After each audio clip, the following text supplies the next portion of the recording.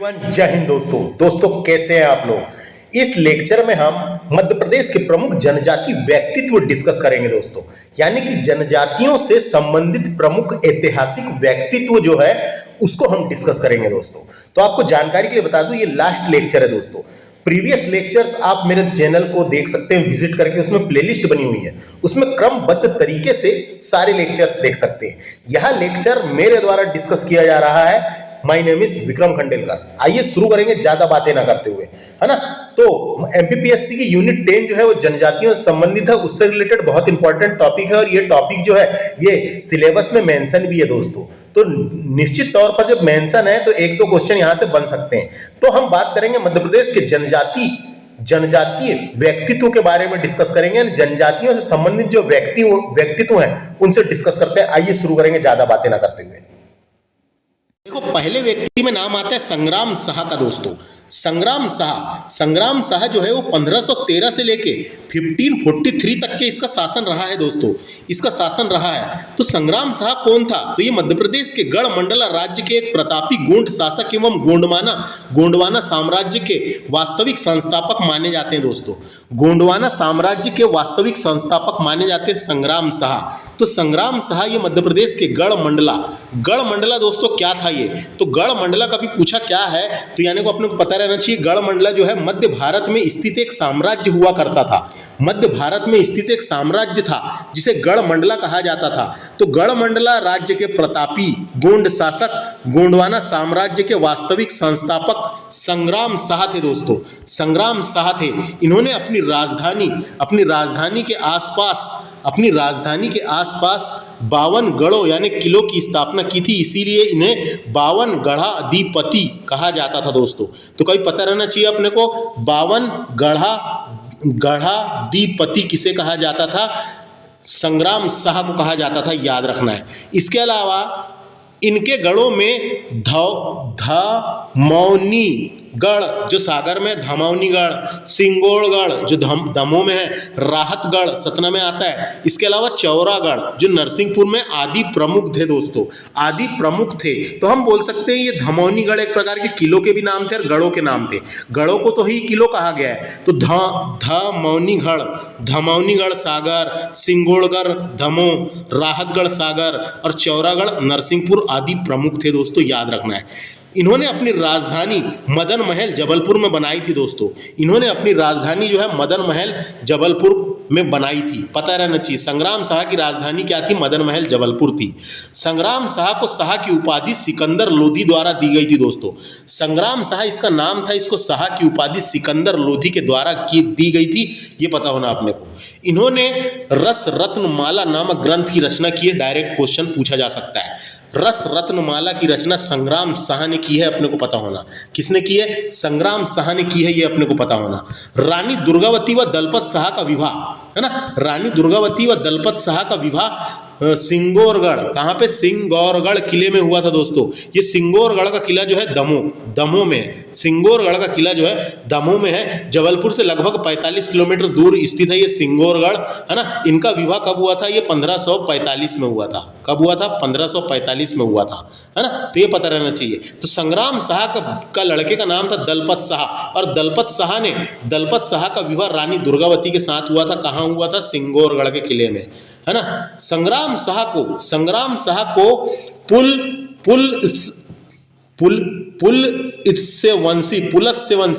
पुलत्स्यवंशी और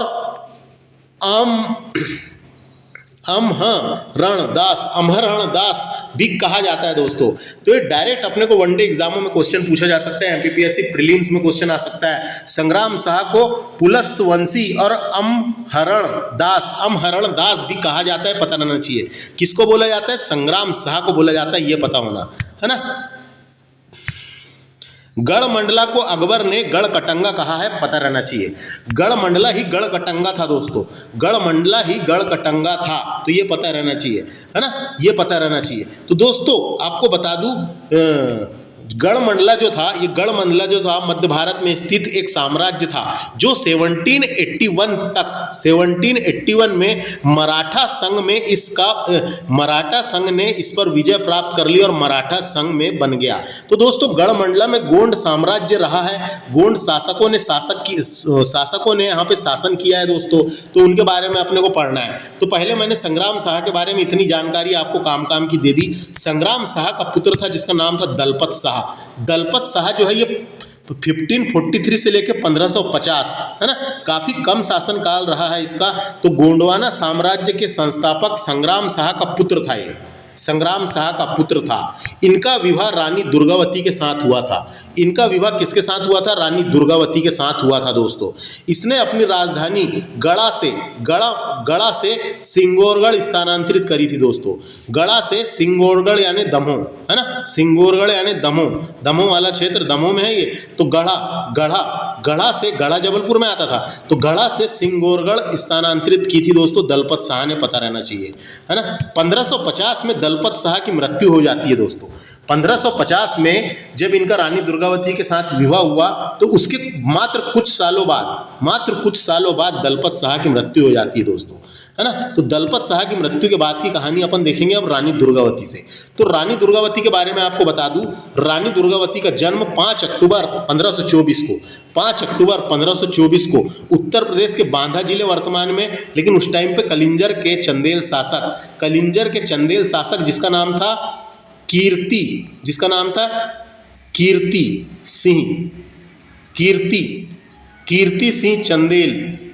सिंह चंदेल क्या हुआ था दोस्तों, और कीर्ति सिंह चंदेल की एकलौती संतान थी रानी दुर्गावती, है ना। और दुर्गा अष्टमी के दिन जन्म होने के कारण इसका नाम दुर्गावती रखा गया था दोस्तों। तो रानी दुर्गावती का जन्म याद रखना है 5 अक्टूबर 1524 को उत्तर प्रदेश का बांदा जिला वर्तमान में, और कलिंजर के चंदेल शासक कीर्ति सिंह चंदेल की एकलौती संतान थी, कीर्ति सिंह चंदेल की बेटी थी। तो हम बोल सकते हैं रानी दुर्गावती जो थी ये चंदेल वंश की राजकुमारी थी। हम बोल सकते हैं रानी दुर्गावती चंदेल वंश की राजकुमारी थी और गोंडवाना साम्राज्य की रानी थी, ये बोल सकते हैं दोस्तों। नेक्स्ट देखते हैं, रानी दुर्गावती का विवाह गोंडवाना वंश के शासक संग्राम शाह का पुत्र दलपत शाह के साथ 1542 में हुआ था। कब हुआ था? 1542 में हुआ था, 42 में संपन्न हुआ था। 1550 में दलपत शाह की मृत्यु हो गई। उसके पश्चात रानी दुर्गावती ने अल्पवयस्क पुत्र, उसका एक पुत्र था अल्पवयस्क, यानी वयस्क नहीं हुआ था, यानी छोटा था, बच्चा था, है ना। उसका पुत्र वीर नारायण जो कि मात्र 5 वर्ष के थे, वीर नारायण 5 वर्ष का था दोस्तों। उनकी संरक्षिका के रूप में गोंडवाना साम्राज्य की भागडोर संभाली थी इन्होंने। उनकी संरक्षिका के रूप में गोंडवाना साम्राज्य की भागडोर संभाली, है ना। रानी दुर्गावती ने चौरागढ़ किले की अपनी राजधानी बनाया था दोस्तों, है ना। तो रानी दुर्गावती ने चौरागढ़ किले को अपनी राजधानी बनाया था। चौरागढ़ कहाँ पे? नरसिंहपुर। चौरागढ़ कहाँ आता था? नरसिंहपुर, है ना, नरसिंहपुर। चौरागढ़ में को अपनी राजधानी बनाई थी दोस्तों, ये पता रहना चाहिए अपने को।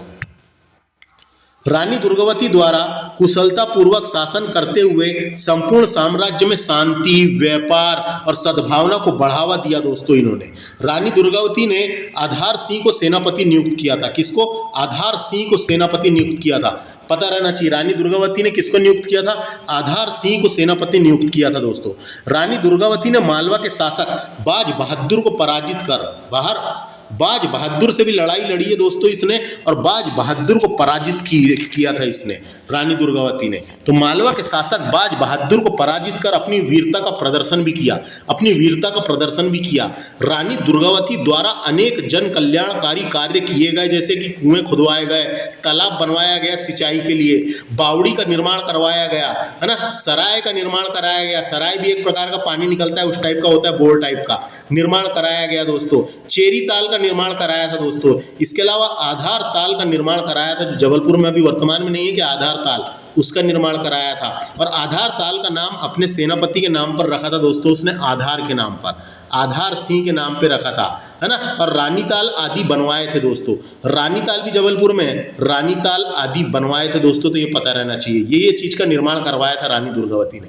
साहित्य के संरक्षण हेतु मैथिल विद्वान, मैथिल दोस्तों, मैथिल जगह का नाम है कि नहीं, मैथिल उत्तर प्रदेश में जो मैथिल है, मैथिल के विद्वान थे जिनका नाम था महेश ठाकुर, है ना, मैथिल के विद्वान थे जिसका नाम था महेश ठाकुर को राज्य आश्रय प्रदान किया। इन्होंने अपने राज्य में बुलाया, अपने दरबार में बैठाया और राज्य आश्रय प्रदान किया। महेश ठाकुर ने तत्व चिंतामणि की रचना करी दोस्तों, इन्हीं के यहाँ पे, है ना। महेश ठाकुर ने तत्व चिंतामणि की रचना करी, पूछा जा सकता है, याद रखना है। तत्व चिंतामणि की रचना महेश ठाकुर ने करी थी। मैथिली का विद्वान था ये, इसलिए मैथिली विद्वान कहते हैं। जो रानी दुर्गावती के दरबार में उसको रहा कुछ दिन, है ना, इसलिए पता रहना चाहिए।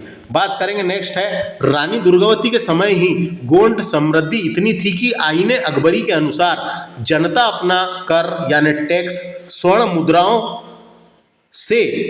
स्वर्ण मुद्राओं में चुकाया करती थी। इतनी ज्यादा थी दोस्तों यहाँ की अच्छाइयाँ, समृद्धि, है ना, समृद्धि इतनी थी कि आईने अकबरी में बताया गया है कि अनुसार जनता अपना टैक्स स्वर्ण मुद्राएं में चुकाया करती थी, स्वर्ण मुद्राएं में चुकाया करती थी, ये बताया गया है। समझ में आया। रानी दुर्गावती ने मुगल सम्राट अकबर की अधीनता स्वीकार करने से इनकार करते हुए कहा, अपमानजनक जीवन जीने की अपेक्षा सम्मान पूर्वक मरना बेहतर है, ये कहा था दोस्तों। अकबर द्वारा गोंडवाना पर विजय के उद्देश्य से सेनापति आसफ खां, नाम याद रखना इसका, सेनापति आसफ खां को भेजा गया था, है ना, अकबर ने आसफ खां को भेजा था दोस्तों। रानी दुर्गावती एवं आसफ खां के मध्य 6 युद्ध हुए थे, जिसमें से 5 में रानी विजय हुई थी दोस्तों, जिसमें से 5 में रानी विजय हुई थी। और आखिरी युद्ध जब हुआ था, 6वां युद्ध, उसमें रानी वीरगति को प्राप्त हुई थी। तो 5 युद्ध में रानी विजय हुई थी, रानी दुर्गावती विजय हुई थी। 1564 में रानी दुर्गावती एवं आसफ खां के मध्य युद्ध हुआ था दोस्तों, लास्ट युद्ध, जब ये आखिरी वीरगति को प्राप्त हुई थी, जब, है ना, तो आसफ खां के मध्य, जिसे नराईगढ़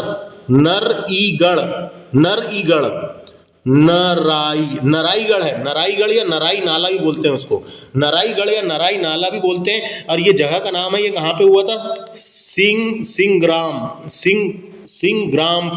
सिंग्रामपुर दमोह के पास है दोस्तों। सिंग्रामपुर की लड़ाई भी बोलते हैं इसको। तो यहाँ पे हुई थी ये लड़ाई, इसमें भीषण युद्ध हुआ था, है ना, और नराई का युद्ध भी कहा जाता है इसको। नराई का युद्ध कभी पूछा, नराई का युद्ध किस किस के बीच हुआ था, तो रानी दुर्गावती और मुगलों के बीच हुआ था, या रानी दुर्गावती और आसफ खां के बीच हुआ था, ये पता होना अपने को, है ना। इस युद्ध में ये मुगल सेना की जीत हुई और ये रानी दुर्गावती की आखिरी लड़ाई थी, और इसी में वीरगति को प्राप्त हुई थी वो, है ना। तो ये पता होना है, तारीख याद रखना, 1564 में नराई का युद्ध, इसे सिंग्रामपुर का युद्ध भी कहते हैं दोस्तों, सिंग्रामपुर का युद्ध भी कहते हैं। आसफ खां और दुर्गावती के मध्य लड़ा गया था। नेक्स्ट देखते हैं, सामंत बदन सिंह के विश्वासघात के कारण, किसके विश्वासघात के कारण, बदन सिंह के विश्वासघात के कारण रानी दुर्गावती की अधिकांश सेना पराजित हुई। रानी बुरी तरह घायल हो गई थी। उन्होंने दुश्मन के हाथों मरने की अपेक्षा स्वयं अपना खंजर निकालकर घोंप लिया दोस्तों, और 24 जून 1564 को वीरगति को प्राप्त हुई थी। 24 जून 1564 को वीरगति को प्राप्त हुई थी। उनकी शहादत में 24 जून को बलिदान दिवस के रूप में मनाया जाता है, ये याद रखना है। रानी दुर्गावती की समाधि बरेला ग्राम जबलपुर में है, और इसका निर्माण किसने करवाया था, तो इसका निर्माण किसने करवाया था, ये तो आज तक क्वेश्चन नहीं आया, तो छोड़ो, है ना। रानी दुर्गावती की समाधि बरेला ग्राम जबलपुर में अवस्थित है, ये पता होना दोस्तों। रानी दुर्गावती का शासनकाल गोंड साम्राज्य का स्वर्ण युग कहा जाता है। रानी दुर्गावती के शासनकाल को गोंड साम्राज्य का स्वर्ण युग कहा जाता है। नराई नाला का युद्ध, जिसे सिंग्रामपुर युद्ध भी कहा जाता है, क्योंकि इस युद्ध में दमोह मार्ग पर स्थित सिंग्रामपुर गांव के पास हुआ था, इसीलिए इसको नराई नाला का युद्ध या सिंग्रामपुर का युद्ध भी कहते हैं। ये युद्ध जो है मुगल सेना और रानी दुर्गावती के बीच लड़ा गया था। इस युद्ध में आसफ खां लड़ने आया था, अकबर का सेनापति, है ना, जिसमें से मुगलों की जीत हुई थी और रानी दुर्गावती वीरगति को प्राप्त हुई थी। तो ये पता होना अपने को, ऐसा क्वेश्चन आ सकता है। तो ये था दोस्तों रानी दुर्गावती के बारे में। अब कुछ इंपॉर्टेंट फैक्ट है, इसको भी पढ़ लेते हैं पटपट अपन। 1983 में मध्य प्रदेश सरकार द्वारा रानी दुर्गावती की स्मृति में जबलपुर विश्वविद्यालय का नाम परिवर्तित करके रानी दुर्गावती विश्वविद्यालय रखा गया है दोस्तों, है ना। कब रखा गया था? 1983 में। उसके सम्मान में जबलपुर जंक्शन जो है ना, जबलपुर जंक्शन जम्मूवती, है ना, जम्मूवती के मध्य चलने वाली ट्रेन रानी दुर्गावती एक्सप्रेस नाम रखा गया है दोस्तों। रानी दुर्गावती एक्सप्रेस जबलपुर से जम्मूवती तक चलती है, जम्मूवती तक चलती है। जबलपुर एयरपोर्ट जो है दोस्तों, जिसका नाम डूमना एयरपोर्ट है, इसका भी नाम परिवर्तन करके रानी दुर्गावती एयरपोर्ट किया गया है, ये पता होना। भारतीय तट रक्षा ने जुलाई 2018 में, भारतीय तट रक्षा ने विशाखापट्टनम में जुलाई 2018 में अपना तीसरा इनशोर पेट्रोल वेसल जिसका नाम था ICGS का मतलब है Indian coast guard ship, Hindi में बोलते हैं भारतीय तट रक्षा जहाज, है ना। तो का नाम रानी दुर्गावती का शुभारंभ किया गया था, तो उसका नाम ही रख दिया है दोस्तों, Indian coast guard ship Rani Durgavati. नाम है पूरा Indian coast guard ship Rani Durgavati नाम रखा गया है। भारतीय तट रक्षा ने विशाखापट्टनम में जुलाई 2018 में। रानी दुर्गावती राष्ट्रीय सम्मान मध्य प्रदेश शासन द्वारा 2008 से आदिवासी एवं पारंपरिक सृजनात्मक कला, शिल्प, समाज सेवा, प्रशासन में अद्वितीय उपलब्धियों एवं योगदान हेतु आदिवासी महिलाओं को दिया जाता है दोस्तों, ये पता रहना चाहिए किसको दिया जाता है, और ये क्षेत्र याद रखना है। 2008 से 3 लाख रुपए राशि और एक प्रशस्ति पत्र दिया जाता है इसमें, है ना। हाल ही में 3 जनवरी 2024 को मध्य प्रदेश की कैबिनेट ने रानी दुर्गावती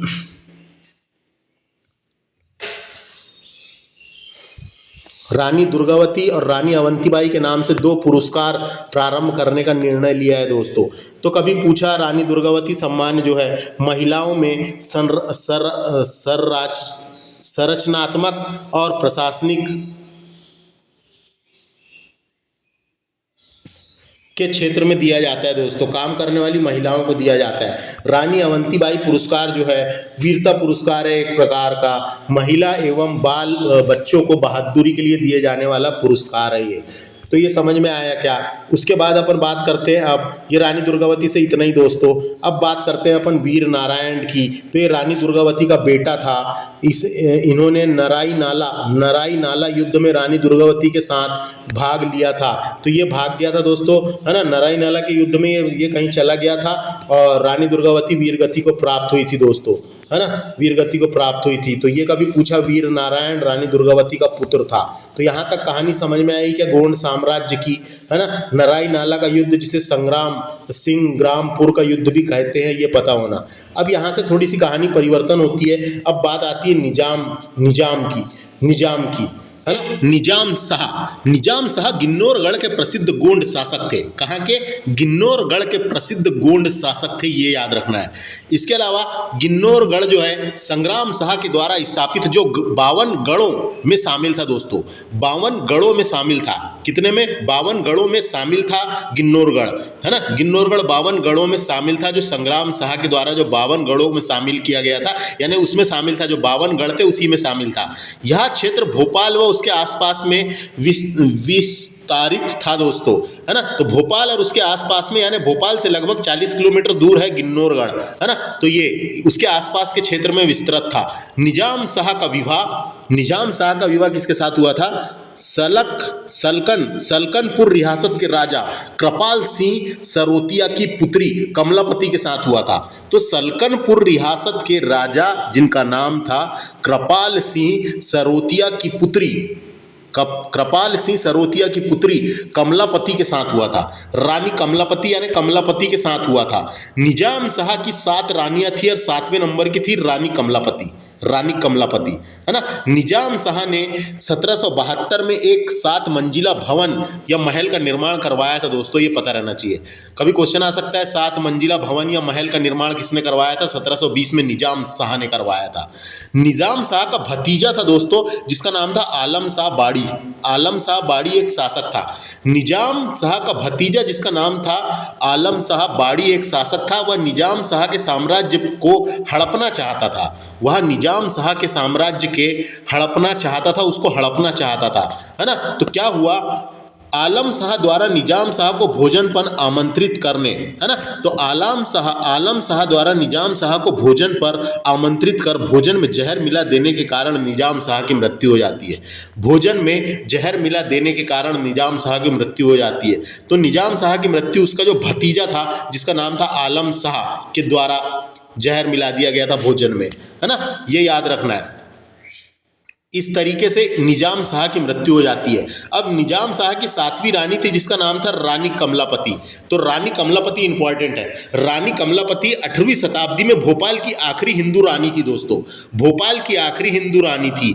वह एक गोंड रानी थी जो अपनी सुंदरता, बहादुरी और परोपकारिता के लिए जानी जाती थी। वह एक कुशल तीरंदाज, पहलवान और घुड़सवार भी थी, है ना। घुड़सवार भी थी। और ये किसकी पुत्री थी? तो ये अभी अपन ने पढ़े, देखो ये किसकी पुत्री थी? तो सलकनपुर रियासत के राजा कृपाल सिंह सरोतिया की पुत्री थी कमलापति, है ना। और गोंड राजा निजाम शाह की 7वीं पत्नी थी। गोंड राजा निजाम शाह की 7वीं पत्नी थी दोस्तों, है ना। तो अब देखो यहाँ पे रानी कमलापति किन्नौरगढ़ के प्रसिद्ध गोंड वंश की रानी और वीरांगना थी। ये एक चीज पता होना। इनके पति का नाम निजाम शाह की मृत्यु के पश्चात वह पुत्र, इनके पुत्र का नाम था जिसका नाम था नवल शाह। इसके पुत्र का नाम क्या था? नवल शाह। उनका एक बेटा था जिसका नाम नवल शाह था, को लेकर भोपाल आ गई दोस्तों। ये उसको लेकर निजाम शाह की मृत्यु के बाद उसको लेकर भोपाल आ गई तथा कमलापति महल का निर्माण करवाया था। तथा कमलापति महल का निर्माण भोपाल में रानी कमलापति ने करवाया था, याद रखना है ना। कमलापति महल का निर्माण 1722 में रानी कमलापति द्वारा करवाया गया था। यह 2 मंजिला इमारत है। जो कमलापति महल है ये 2 मंजिला इमारत है, ये भी पता होना। कमलापति द्वारा आलम शाह यानी निजाम शाह के भतीजे की हत्या करवाकर निजाम शाह की मृत्यु का बदला लिया गया था दोस्तों। तो आलम शाह जो उसका भतीजा था जिसने खाने में जहर मिला दिया था और निजाम शाह की मृत्यु हो गई थी, उसी को इसने मरवा दिया। किसने? रानी कमलापति ने हत्या करवा दी उसकी हत्या करवा दी और बदला ले लिया दोस्तों। उसके बाद रानी कमलापति एक कुशल प्रशासक थी। वह अपने पति के साथ राजकीय कार्यों में भाग लेती थी। पति की मृत्यु के पश्चात उन्होंने शासन का कुशल प्रबंध किया और शासन संभाला था दोस्तों, शासन संभाला था। रानी कमलापति राज्य की गोंड संस्कृति के संवर्धन पर बल देती थी। राजकीय वित्तीय कोष का व्यवस्थित हिसाब रखती थी दोस्तों, है ना। यहाँ तक समझ में आया? व्यवस्थित हिसाब रखती थी। उसके बाद क्या होता है दोस्तों? दोस्त मोहम्मद खां की एंट्री होती है। एक अफगानी लुटेरा, अफगानी सरदार दोस्त मोहम्मद खां, है ना। तो दोस्त मोहम्मद खां ने भोपाल पर आधिपत्य की रणनीति बनाई, यानी भोपाल को हथियाने की रणनीति, जीतने की रणनीति बनाई। रानी कमलापति का पुत्र नवल शाह ने अपने लड़कों के साथ लाल घाटी का युद्ध लड़ा दोस्तों। तो अपने को पता रहना चाहिए लाल घाटी का युद्ध कब हुआ था। लाल घाटी का युद्ध 1715 में हुआ था। किस किस के बीच हुआ था? अफगानी लुटेरे दोस्त मोहम्मद खां और नवल शाह और राजपूत राजाओं के मध्य लड़ा गया था। राजपूत राजाओं के मध्य लड़ा गया था दोस्तों, है ना। और इतना ज्यादा खून बहा था इस क्षेत्र में कि उसका नाम लाल घाटी पड़ गया। लाल खून से लाल हो गई थी ये घाटी, इसी कारण लाल घाटी नाम पड़ गया, जो आज भी भोपाल में देखने को मिलती है और इतिहास की झलक हमें प्रस्तुत करती है। लाल घाटी युद्ध, है ना। लाल घाटी युद्ध किस किस के बीच में हुआ था? दोस्त मोहम्मद खां के बीच और नवल शाह और राजपूत राजाओं के मध्य लड़ा गया था 1715 में, ये याद रखना है। इस युद्ध में दोस्तों लाल घाटी युद्ध में नवल शाह वीरगति को प्राप्त हुआ और विषम परिस्थिति को देखते हुए आत्मसम्मान की रक्षा हेतु रानी कमलापति द्वारा छोटे तालाब भोपाल में जल समाधि ले ली गई थी दोस्तों 1723 में। जल समाधि ले ली थी 1723 में, है ना। उसके बाद में इसने जल समाधि ले ली थी, किसने? रानी कमलापति ने। और आपको बता दूं ये युद्ध यानी दोस्त मोहम्मद खां जीता था। दोस्त मोहम्मद खां जीता था। राजपूतों के बीच नवल शाह और दोस्त मोहम्मद खां के बीच हुआ था। तो ये युद्ध जो है दोस्त मोहम्मद खां के द्वारा जीता गया था, ये याद रखना है। इतना समझ में आया। लाल घाटी युद्ध में नवल शाह वीरगति को प्राप्त हुआ, तो पढ़ लिया मैंने। उसके बाद देखिए, रानी कमलापति की स्मृति एवं सम्मान में भोपाल में स्थित हबीबगंज रेलवे स्टेशन का नाम रानी कमलापति रेलवे स्टेशन कर दिया गया है। तो आपको जानकारी के लिए बता दूं दोस्तों, हबीबगंज नाम कैसे रखा गया था ये आपको बता दूं। अंग्रेजों के टाइम पे क्या हुआ था, नवाबों का शासन था पहले वहां पे। तो हबीब मियाँ, भोपाल के नवाब था एक जिसका नाम था हबीब मियाँ था भोपाल का नवाब हबीब मियाँ। तो उसने ये जमीन दान में दी थी। ये जमीन जहाँ रेलवे स्टेशन बना हुआ है आज, ये जमीन दान में दी थी। इस वजह से इसका नाम पड़ गया था हबीबगंज रेलवे स्टेशन। इस वजह से इसका नाम पड़ गया था हबीबगंज रेलवे स्टेशन, है ना। तो भोपाल के नवाब हबीब मियाँ के नाम पर हबीबगंज रेलवे स्टेशन रखा गया था। फिर क्या हुआ बाद में 2021 में, कब 2021 में इसका नाम पलट के, हबीबगंज रेलवे स्टेशन का नाम पलट के रानी कमलापति रेलवे स्टेशन कर दिया गया। रानी कमलापति रेलवे स्टेशन कर दिया गया। समझ में आ गया क्या बताया मैंने। नेक्स्ट बात करते हैं, नेक्स्ट वाला फैक्ट क्या कहता है, जीआरपी यानी गवर्नमेंट रेलवे पुलिस थाना हबीबगंज का नाम परिवर्तन करके रानी कमलापति थाना कर दिया गया है, जो वहीं पे एक रेलवे पुलिस स्टेशन है। गवर्नमेंट रेलवे पुलिस जो है स्टेशन, उसका नाम रानी कमलापति गिन्नौरगढ़ की अंतिम शासिका थी, ये पता होना। गिन्नौरगढ़ की अंतिम शासिका थी, साथ ही भोपाल क्षेत्र की अंतिम हिंदू शासिका भी कहलाई, है ना। अंतिम हिंदू शासिका भी थी। अब कुछ महत्वपूर्ण फैक्ट देखते हैं यहाँ से। तो गिन्नौरगढ़ के किले का निर्माण राजा उदयवर्मन ने करवाया था। तो आपको बता दूं, गिन्नौरगढ़ के किले का निर्माण परमार वंश के राजाओं ने करवाया था दोस्तों। परमार वंश के राजाओं ने करवाया था। उस राजा का नाम आता है उदयवर्मन ने करवाया था दोस्तों। कब? 13वीं शताब्दी में। उसका फिर पुनर्निर्माण यानी नया रूप, पुनर्निर्माण यानी उसका जो नया रूप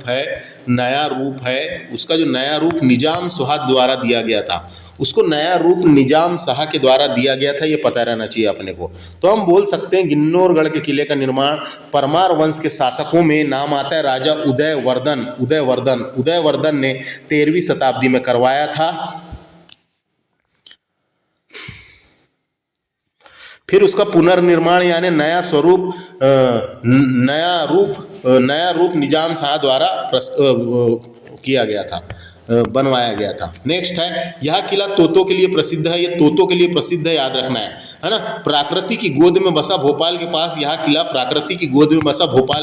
यह किला तोतों के लिए प्रसिद्ध है। तोतों के लिए कौन सा किला? ये वाला गिन्नौरगढ़ का किला पूछे जाते रहता है। गिन्नौरगढ़ किला वर्तमान में मध्य प्रदेश के रायसेन जिले में आता है दोस्तों। भोपाल से 45 किलोमीटर दूर, 40-45 किलोमीटर दूर है ना। गिन्नौरगढ़ नाम का किला वो रायसेन जिले में आता है वर्तमान में। गोंड शासक स्वयं को रावणवंशी भी कहते थे, ये पता होना। गोंड शासक स्वयं को रावणवंशी भी कहते थे। क्या कहते थे? रावणवंशी भी कहते थे। नेक्स्ट फैक्ट है, गोंड वंश का संस्थापक कौन था? तो गोंड वंश का संस्थापक दोस्तों, जिसका नाम यादव राय या यदुराय या यदुराव है ना, यादव राय या यदुराव ने 664 ईस्वी के समय मंडला क्षेत्र में गोंड साम्राज्य की स्थापना की थी। ऐसी जानकारी हमको शिलालेख से मिलती है। वहां पे एक शिलालेख से मिली है एक जानकारी, है ना। तो बोल सकते हैं अपन यदुराय का एक पुत्र था जिसका नाम था गोरक्षदास, है ना, गोरक्षदास। लेकिन ज़्यादातर यह नाम इसी का आता है, यदुराय याद रखना है। गोंड शासक मदन सिंह, एक मदन सिंह नाम का शासक हुआ है। गोंड शासक मदन सिंह द्वारा मदन महल का किला जबलपुर में निर्माण करवाया गया था। तो मदन महल का निर्माण किसने करवाया था पूछा जाएगा, तो मदन सिंह ने करवाया था जबलपुर में, है ना। उसके बाद है राजा हृदय शाह, चंद्र शाह, प्रेम शाह व अन्य महत्वपूर्ण गोंड शासक थे। इनके नाम याद रख लेना एक बार। हृदय शाह, चंद्र शाह, प्रेम शाह ये अन्य महत्वपूर्ण गोंड शासक थे। हृदय शाह द्वारा बघेलिन महल का निर्माण करवाया गया दोस्तों। बघेलिन महल कहाँ है पूछा जाता है ना, तो ये मंडला में है। बघेलिन महल कहाँ पर है? मंडला में है बघेलिन महल। तो ये याद रखना है, बघेलिन महल का निर्माण मंडला में किसने करवाया था? हृदय शाह ने करवाया था। रामनगर अभिलेख में गोंड राजाओं की वंशावली वर्णित है दोस्तों। रामनगर मंडला में आता है, यहाँ पे एक क्या मिला है अपने को? अभिलेख मिला है, उसमें गोंड राजाओं की वंशावली दी हुई है। कौन पहले राजा शासन किया, फिर कौन ने शासन किया, ऐसा वंशावली वर्णित है वहां पे उस अभिलेख में, है ना। देखिए, गोंड शासक मधुकर शाह ने पीतल के सिक्के चलवाए थे, पता रहना चाहिए। किसने? मधुकर शाह ने पीतल के सिक्के चलवाए थे, ये भी इंपॉर्टेंट है। अब उन्हीं के बारे में थोड़ा थोड़ा लिखा हुआ है। तो गोंड शासक हृदय शाह जो 1635 से लेकर 1671 तक के शासन रहा है इसका। रामनगर नामक नगर बसाया था, उसकी राजधानी बनाया था, है ना। तो गोंड शासक हृदय शाह ने रामनगर को अपनी राजधानी बनाया था। रामनगर मंडला में आता वाला है। रामनगर एक सांस्कृतिक शिलालेख, रामनगर का सांस्कृतिक शिलालेख 1667 में स्थापित किया गया था। यहाँ पर यह दल बादल महल निर्मित करवाया था, है ना। तो याद रखना, बादल महल कहाँ पर है? रामनगर में।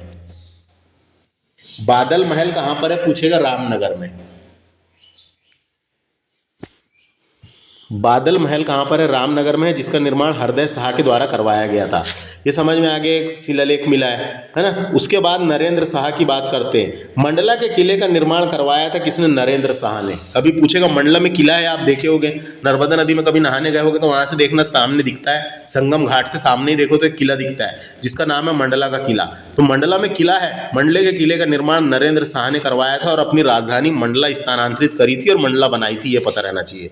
गोंड वंश की अन्य वीरांगनाओं जो महान जनजातीय व्यक्तित्व प्रदर्शित करती है दोस्तों, है ना।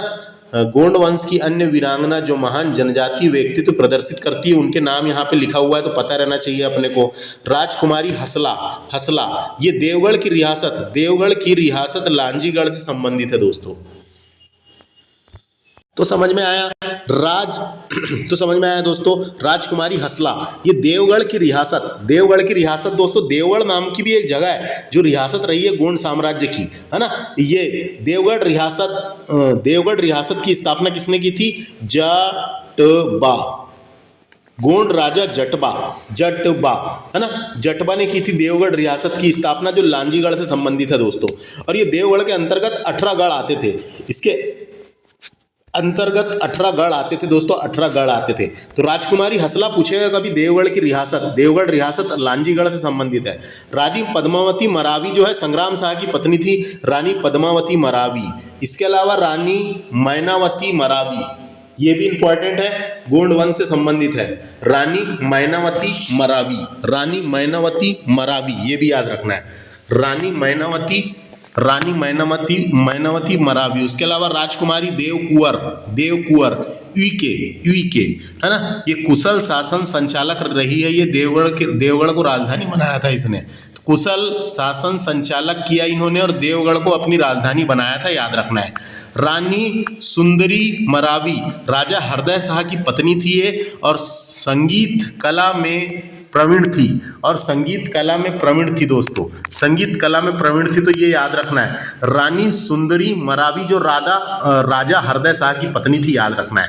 2-3 इंपॉर्टेंट फैक्ट रह गए, इनको भी देख लेते हैं, है ना।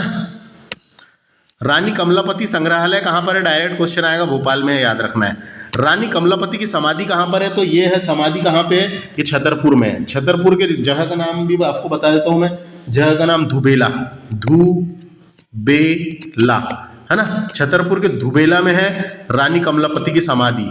रेल रोको अभियान बादल बोई के द्वारा 1930 में चलाया गया था, याद रखना है। तो जब वहाँ पे जंगल सत्याग्रह चल रहा था, है ना, जंगल सत्याग्रह चल रहा था, उसी टाइम पे रेल रोको अभियान छिंदवाड़ा में चलाया गया था, क्योंकि छिंदवाड़ा खनिज के मामले में अच्छा जिला था। तो वहाँ से अंग्रेज सरकार द्वारा खनिज निकाल के ले जाया जाता था, तो रेल को रोका गया था, इसलिए रेल रोको अभियान चलाया गया था, है ना। तो बादल बोई द्वारा 1930 में चलाया गया था।